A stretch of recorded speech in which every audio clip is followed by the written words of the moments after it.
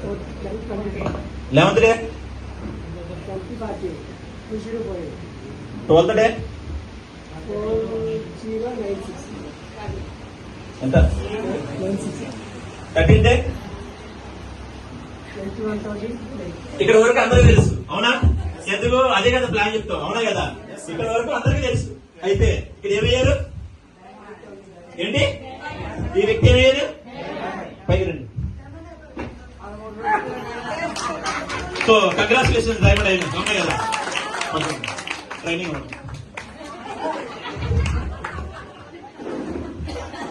కో training అవ్వండి.